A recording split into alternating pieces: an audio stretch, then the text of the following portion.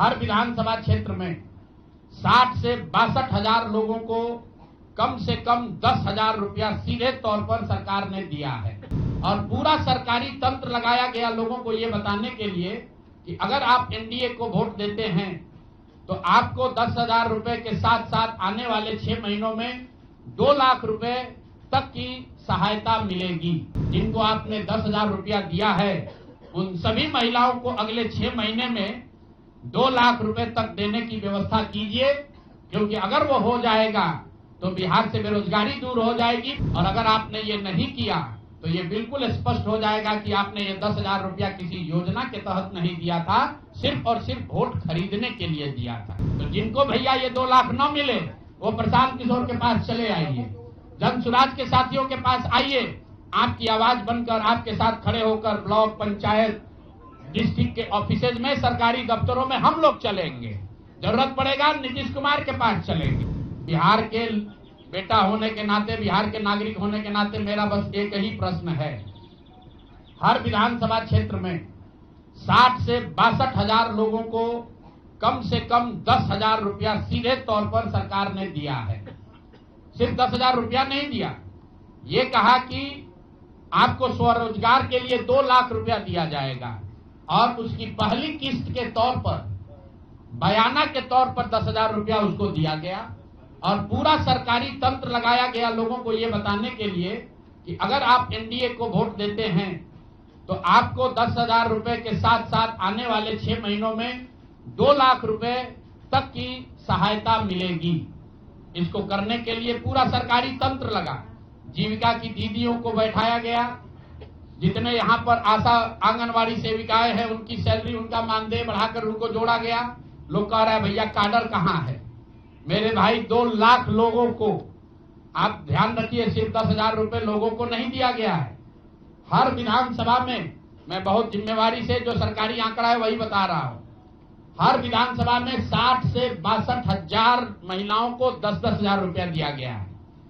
करीब करीब 1 लाख आंगनवाड़ी सेविका, आशा वर्कर और ममता की से जुड़ी हुई महिलाओं को करीब करीब सरकार ने 10,000 करोड़ रुपया अलग से दिया है।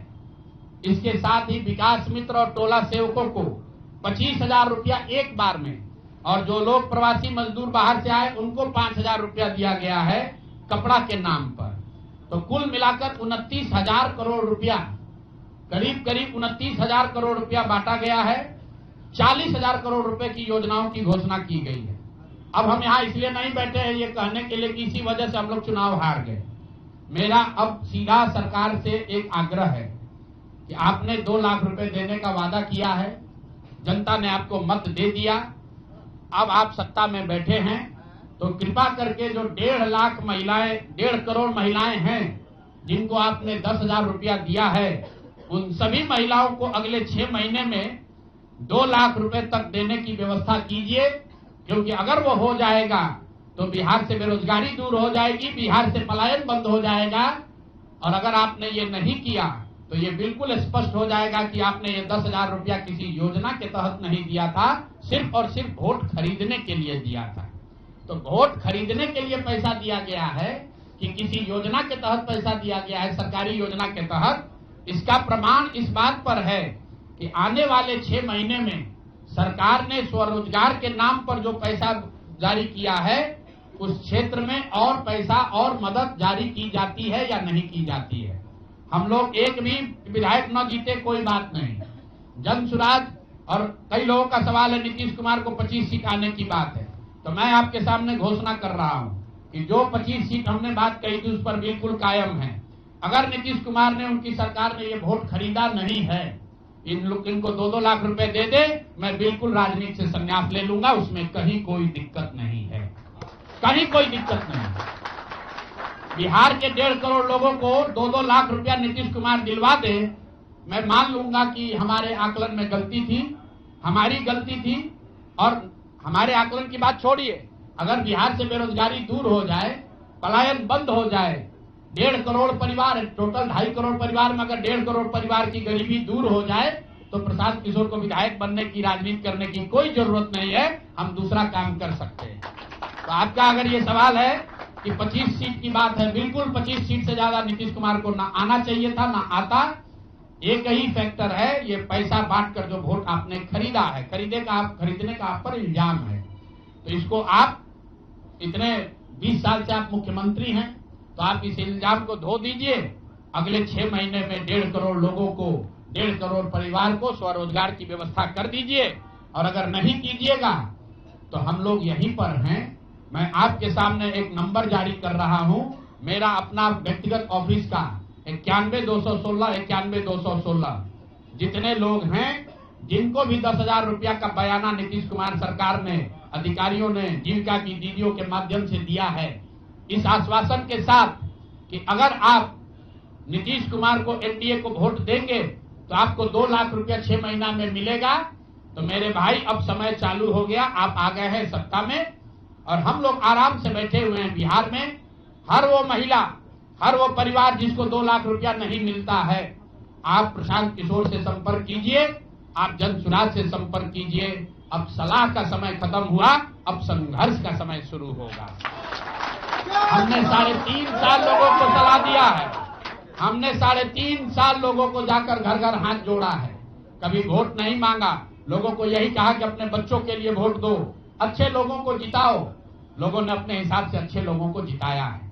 जिन मुद्दों पर जिताया है उसका मैं स्वागत करता हूं कि स्वरोजगार ही सबसे ज्यादा जरूरी है।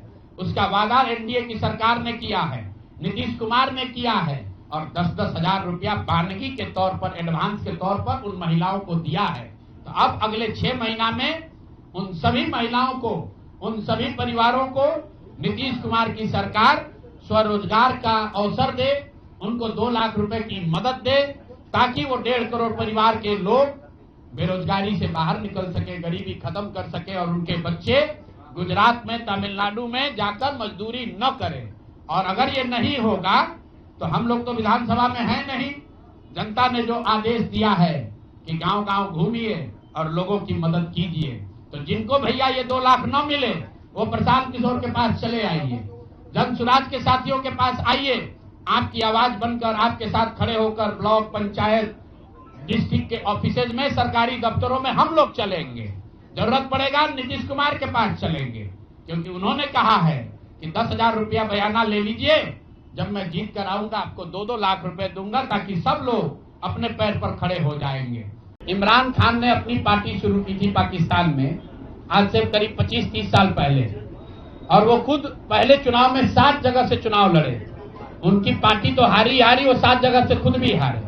तो मेरे चुनाव लड़ने नहीं लड़ने का वो एक टेक्निकल बात है, उस पर चर्चा हो सकती है। कुछ लोगों का ऐसा मानना हो सकता है कि मेरे लड़ने से फायदा होता, कुछ लोगों का ऐसा मानना है कि मेरे न लड़ने से फायदा है, वो अलग विषय है।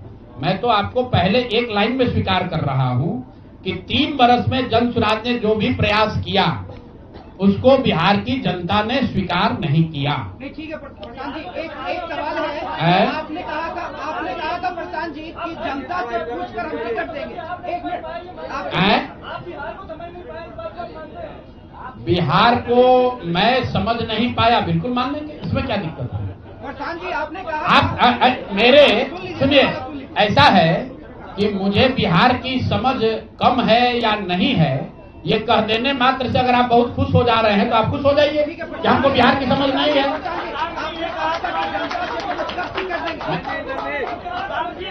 मेरे भाई, ऐसा है, अगर हमने हमारे आप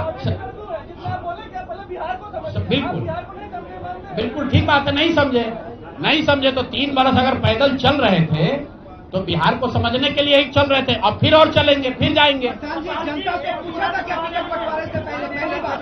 दूसरी बात भी, कई प्रत्याशियों ने आरोप लगाए, टिकट वितरण पे सवाल खड़े किए थे। क्या लगता है जनता उससे भी डाइवर्ट हुई कि प्रशांत किशोर कहाँ? अच्छा, ऐसा है, ठीक है, बस सुन लीजिए। ऐसा है, पूरे चुनाव के दौरान मैंने आपको पहले कहा कि हमसे गलती हो सकती है, लेकिन हम लोगों ने गुनाह नहीं किया।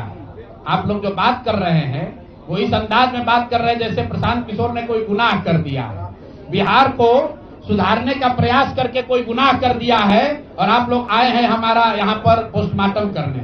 तो आप लोगों का स्वागत है, रुकिए, एक मिनट रुक जाइए। आप बहुत भारी पत्रकार हैं, 8-9 सवाल कर चुके हैं और लोगों को भी मौका दीजिए, आपका भी सवाल किया जाएगा। एक मिनट रुक जाइए। अरे रुक जाओ भाई, एक मिनट रुकिए। जहां तक बात है बिहार को समझने नहीं समझने की, तो मैं बिल्कुल कैमरे पर आपसे मान रहा हूं कि मुझे नीतीश कुमार, लालू जी, सम्राट चौधरी, अशोक चौधरी जैसे धुरंधर नेताओं की तरह बिहार की समझ नहीं है। मुझे नहीं समझ है कि बिहार को जातियों के आधार पर कैसे और बांटा जाए। मुझे इस बात की समझ नहीं है कि बिहार को हिंदू मुसलमान के नाम पर कैसे और बांटा जाए। मुझे ये समझ नहीं है कि 10,000 रुपया देकर कैसे वोट और खरीदा जाए। जिनको समझ है वो लोग जीत कर आए हैं और उनको सत्ता मुबारक हो और बिहार की जनता को वो लोग मुबारक हो। आपने कहा कि अरे रुको भाई, अब इनके सवाल का जवाब दे ले। अच्छा, उनके बाद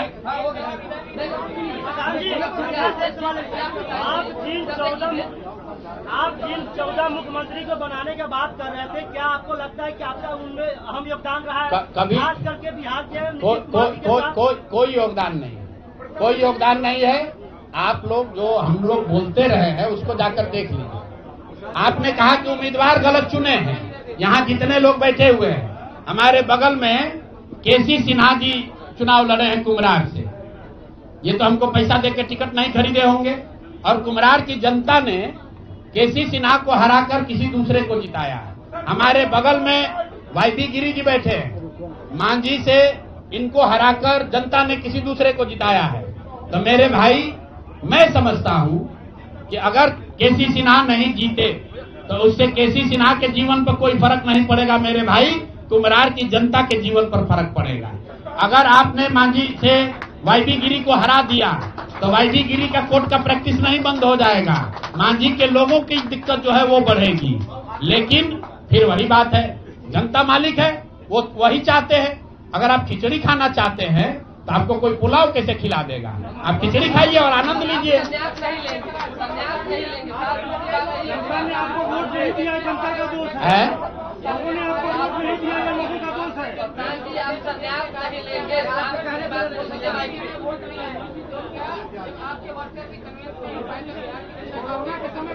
नहीं, ठीक बात है। हमने आपको पहले कहा कि जो कुछ भी हम लोगों ने प्रयास किया उसमें जनता को हम लोग नहीं समझा पाए और उसका दोष हम पर है, उसकी जिम्मेवारी हम लोगों पर है। और लेकिन अगर नहीं समझा पाए तो उसको समझाने की जो आगे की जिम्मेवारी है वो भी हम ही पर है।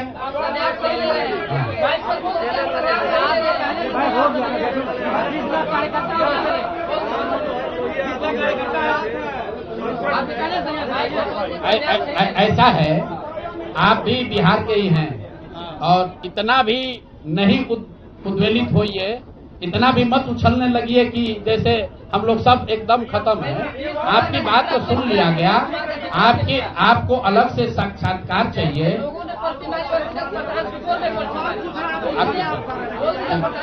सवाल का सिलसिला बंद।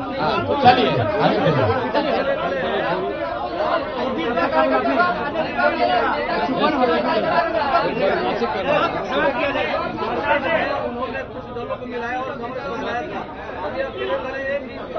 अभी तो हम लोग वापस जाकर अपने उस प्रारूप को फिर से देखेंगे जो हम लोग लेकर जनता के बीच गए थे। जो सोच, जो विचार, जो प्रयास लेकर जनता के बीच गए थे वो देखेंगे कि भाई जनता को ये चाहिए भी कि नहीं चाहिए। अगर जनता को पढ़ा लिखा आदमी नहीं चाहिए, अगर जनता को स्वच्छ लोग नहीं चाहिए तो हम लोग तय करेंगे क्या करना है।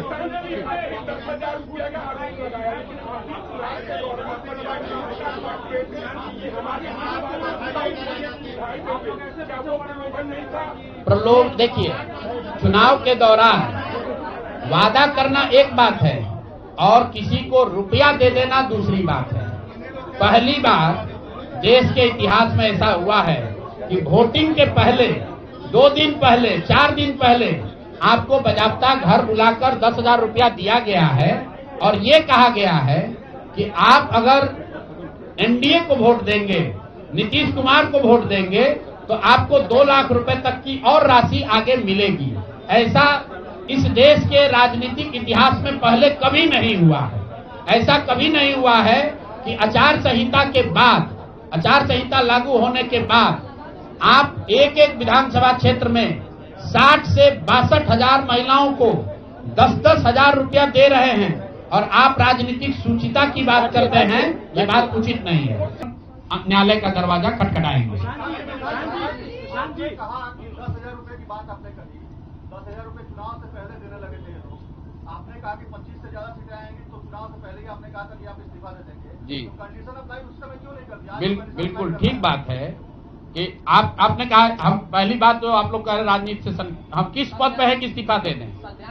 हाँ ना, सुन रहे हैं, आ रहे हैं, किस पद पर है कि इस्तीफा दे दें? आप एक मिनट, आपने सवाल, एक मिनट रुकिए, आपने सवाल किया है, जायज बात है। आपने कहा था कि 25 से ज्यादा आएगा तो आप संन्यास ले लेंगे। तो भैया किस पद पर हैं जिससे मैं इस्तीफा दे दूं? अगर किसी पद पर हैं, ये तो नहीं कहा था कि बिहार छोड़कर चले जाएंगे, बिहार में रहेंगे और राजनीति नहीं, बिल्कुल बिल्कुल, अरे भाई हाँ बिल्कुल, एक मिनट, बिल्कुल राजनीति छोड़ देंगे, राजनीति छोड़े हुए हैं, हम तो राजनीति करते ही नहीं हैं। लेकिन ये नहीं कहा है ना कि बिहार के लोगों की बात कहना छोड़ देंगे, ये तो नहीं कहा है,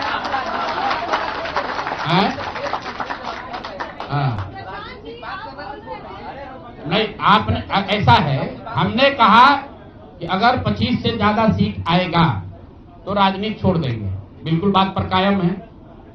लेकिन ये तो नहीं कहा कि ये 30,000 करोड़ रुपया में वोट खरीदेंगे। अब आप कह रहे नहीं, वोट उन्होंने नहीं खरीदा है, तो हमने कहा अगर नहीं खरीदा है तो 2 लाख रुपया दे दीजिए, हम बिल्कुल छोड़ देंगे। एक मिनट रुकिए, अरे सुन तो लो, सरकार क्या विज्ञप्ति पढ़ लो जिस पर सरकार ने, हाँ बिल्कुल, नहीं, ऐसा है, बिल्कुल हम भी सभी की बात नहीं कर रहे हैं। सरकार ने 1.5 करोड़ लोगों को 10-10 हजार रुपया दिया है और पूरे देश में इस बात पर बहस छिड़ी हुई है कि क्या ये 10,000 रुपया वन टाइम देकर वोट खरीदा गया है कि किसी सरकारी योजना के तहत इस पैसा को दिया गया है। मैं ये कह रहा हूं कि मैं बिल्कुल ये मानने को तैयार हूं कि सरकार का ये एकाधिकार है, वो चाहे योजना शुरू कर सकती है, अंतिम साल में, अंतिम महीने में ही किया, उसमें कोई दिक्कत नहीं है, हम उस बात पर नहीं पड़ रहे। इलेक्शन कमीशन ने चुनाव के दौरान ये पैसा बांटने दिया, ये उनकी गलती है, उस पर भी हम टीका टिप्पणी नहीं कर रहे हैं। हम तो ये कह रहे हैं कि जिस योजना के तहत आप जीत कर आए हैं उस योजना को लागू कर दीजिए। हम लोग को बिहार में रहने की भी जरूरत नहीं है, बिहार ही छोड़ देंगे, राजनीति की क्या बात कर रहे हैं? 40,000 करोड़ रुपए आप कह रहे हैं कि वोट खरीद लिया गया, इस वजह से वो जीत गए, आप हार गए। ना, हम नहीं हारे, हम हार नहीं, हम तो रेस में ही नहीं है, हम तो रेस में ही नहीं है। हम आपको ये बता रहे हैं कि जो बात नीतीश कुमार के जीतने की है, जीत और हार के बीच में एक ही बात है कि क्या नीतीश कुमार जी ने, उनकी सरकार ने ये हर विधानसभा में 60,000 वोट 10,000 रुपया देकर खरीदा है कि नहीं खरीदा है, इस पर बात है। और मैं ये एक मिनट रुकिए, चुनाव से पहले ही कहा है और चुनाव के पहले ही की बात हो रही है। और अरे आप क्या चाहते हैं कि हम कह दें कि हम राजनीति से संन्यास ले रहे हैं इसलिए आप आए हैं? मेरे भाई, अगर ऐसा है, हमने आपको, आप लोग जितने लोग आए हैं, हमने बिल्कुल स्पष्ट आपको कहा कि नीतीश कुमार ने प्राइमा फेसी जो दिख रहा है कि सरकार ने 10,000 रुपया देकर वोट खरीदा है, लेकिन मेरे पास उसका कोई प्रमाण तो है नहीं। सरकार का ये नहीं है तो सरकारी योजना के तहत दिए है। योजना की जो गजट ऑर्डर है वो देख लीजिए, उसमें लिखा क्या है कि 10,000 रुपया आपको स्वरोजगार के लिए महिलाओं को दिया जा रहा है और जरूरत के मुताबिक अगले 6 महीने में, उसमें लिखा है कि अगर आपकी योजना सरकार ठीक, को लगेगी कि ठीक है, वही बात। अरे भाई, हम हिंदी में लिखा है, उसको फिर से जारी कर देंगे, सब लोग पढ़ लेगा। सरकार ने ये नहीं कहा कि ये 10,000 वन टाइम पेमेंट है, उन्होंने कहा कि स्वरोजगार की योजना के तहत आपको 10,000 रुपया दिया जा रहा है और अगर एडवांस पैसा, एडवांस, 1 मिनट रुकिए, और 2 लाख रुपया अगर आप स्वरोजगार में का काम करेंगे, अगर आप अपने पैर पर खड़े होने की योजना करेंगे तो 6 महीना में आपको 2 लाख रुपया और दिया जाएगा। ठीक बात है। तो अगर 1.5 करोड़ महिलाओं में 5 लाख 10 लाख महिलाओं को भी ये 2 लाख रुपए दे दें तो बिल्कुल इस बात पर हम कायम हैं कि हमको राजनीति नहीं, बिहार छोड़कर बाहर चले जाना चाहिए। बिल्कुल। अब फिर 5 लाख 10 लाख की बात नहीं है भाई। 1 मिनट रुकिए। आप लोग इतना वरिष्ठ पत्रकार हैं, इतना बात को पकड़े हुए हैं, और हम लोग बात से हटने वाले लोग नहीं हैं। हम नीतीश कुमार नहीं हैं जो सदन में खड़ा होकर कहेगा कि मिट्टी में मिल जाएंगे, भाजपा में नहीं जाएंगे, और उसी भाजपा के साथ बैठ के उनको महान पुरुष आप बता रहे हैं। सुनिए, हम अपनी बात पर कायम हैं। हम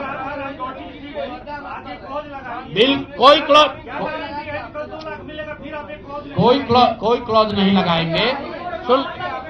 सुनिए, ऐसा है। अरे बिल्कुल कॉन्फिडेंस से नहीं, लिख के दिया है कि अगर आप लेकिन उसमें ये नहीं कहा था कि 10,000 रुपया में आप वोट खरीदिएगा। अगर हर विधानसभा में 10,000 रुपया नहीं दिया गया है तो आप बता दीजिए ये सत्य नहीं है। आप कह रहे हैं कि आप राजनीति छोड़ दीजिए, तो हम राजनीति के किस पद पर है जिसको छोड़ दें? आप बता दीजिए। सवाल ये है कि आपने कहा था 25 सीट आएगी तो हम राजनीति छोड़ेंगे। जी, आज आप एक क्लॉज लगा रहे हैं, तो ये क्या भरोसा है कि कल अगर बिल्कुल आप भरोसा मत कीजिए। हमने जो बात अपनी कहनी थी, हमने आपको बात कह दी। हम अभी इस बात पर अपने आकलन पर कायम हैं कि 3 बरस की बिहार की गांव-गांव की यात्रा के बाद जो मुझे दिखा, जो समझ में आया, उसके हिसाब से नीतीश कुमार को 25 से ज्यादा सीट नहीं आना चाहिए था। सिवाय इसके कि उन्होंने हर विधानसभा में उनकी सरकार की ओर से 10,000। 1 मिनट भैया, अरे आया है भाई, आया है, लेकिन उसके वो खरीद के आया है कि नहीं वो अभी दिख जाएगा 6 महीना में। आज आप लगा रहे हैं। ठीक है, आगे कौन जानता था? बिल्कुल, ये हमने आपको अपने वक्तव्य में कहा कि हम लोग बिल्कुल असफल साबित हुए। हमने जो बात यहाँ बिहार के लोगों को बताई वो लोगों को समझ में नहीं आया है, लोगों को स्वीकार्य नहीं है। हम अपनी गलती मान रहे हैं। लेकिन जो मैंने आपको कहा कि वोट नहीं मिलना, सुनिए, वोट नहीं मिलना गुनाह नहीं है, वोट नहीं मिलना क्राइम नहीं है। हमने भ्रष्टाचार नहीं किया है, हमने हिंदू मुस्लिम नहीं किया है, हमने जाति की राजनीति नहीं की है, हमने वोट नहीं खरीदा है। चलिए आगे बढ़िए। पूरे प्रेस वार्ता में एक ही व्यक्ति तो नहीं पूछेंगे। आपकी चुनाव की लड़नी क्या है और जो वोट चोरी का मुद्दा बाकी विपक्ष उठा रहा है उस पे मैं वोट चोरी के मुद्दे पर हम लोग का स्टांस जो है वो बिल्कुल क्लियर है पहले दिन से। ये बिहार का मुद्दा नहीं है। जो चुनाव की पूरी प्रक्रिया है उसमें वोटर लिस्ट बनने से लेकर आचार संहिता के अनुपालन का, वोटिंग के दिन के, जैसे यहाँ पर आप जीविका की दीदियों को बाकायदा आपने मोबिलाइजर बनाकर सरकारी व्यवस्था के तहत बूथ में बैठाया है।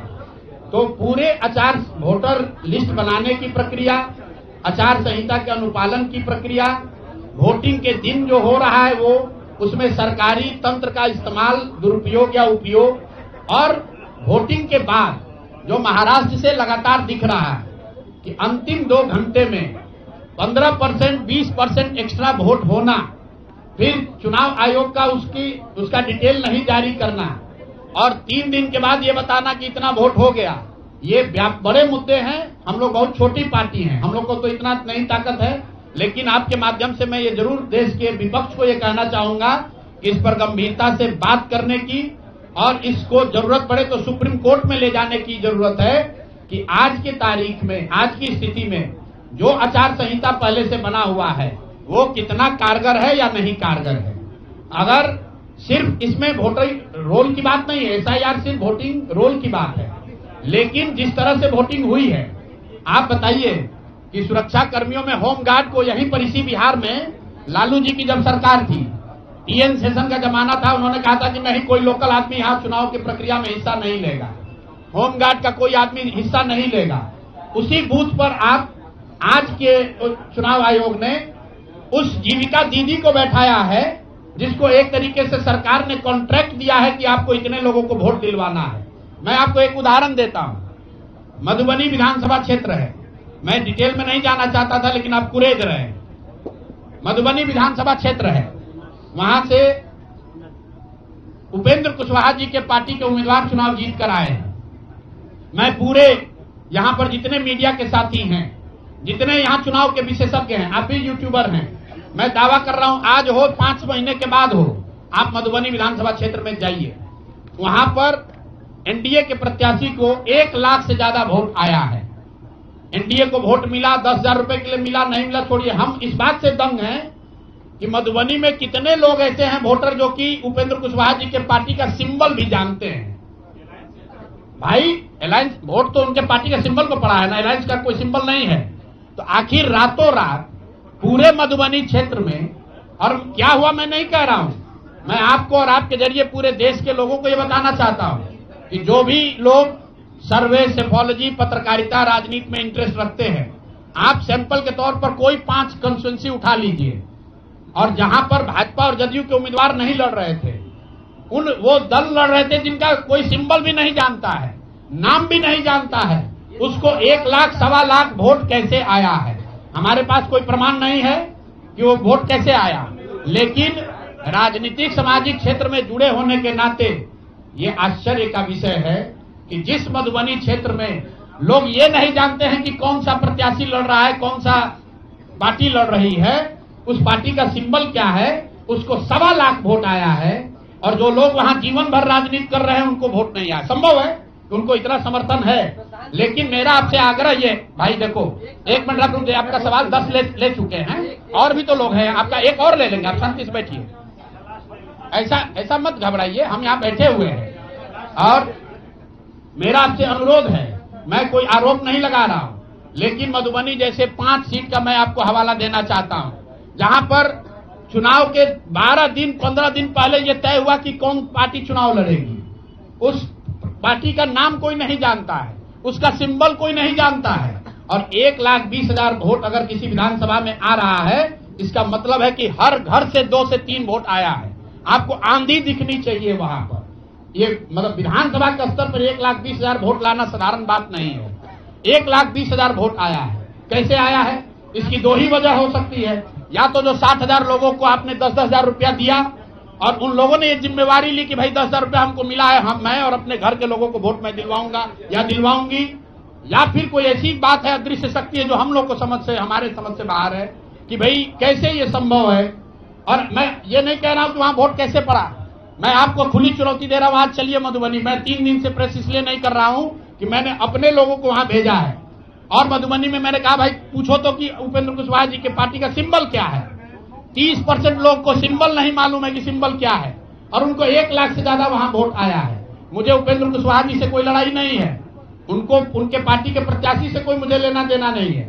मेरा सिर्फ ये कहना है कि ऐसी कौन सी विधा है कि हम लोग 3-3 साल एक विधानसभा में घूम रहे हैं, लोगों को ये नहीं मालूम है कि जन स्वराज का चुनाव चिन्ह क्या है, और ये लोग 10 दिन चुनाव के पहले आए, उस पार्टी का नाम मधुबनी शहर में लोग नहीं जानते हैं, उस पार्टी का सिंबल घर घर पहुंच गया और उसको 1,20,000 लोगों ने वोट दे दिया।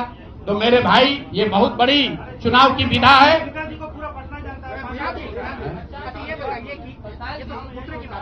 आपकी रणनीति में क्या कहीं चूक हुई? भारी चूक हुई। मैंने आपको पहले कहा कि भारी चूक हुई, और जो भी चूक हुई है उसको सुधारने के लिए पूरी ताकत लगाएंगे, फिर से बैठेंगे, ड्राइंग बोर्ड पर जाएंगे और देखेंगे कि जो चूक हुई है उसको कैसे सुधारा जाए। लेकिन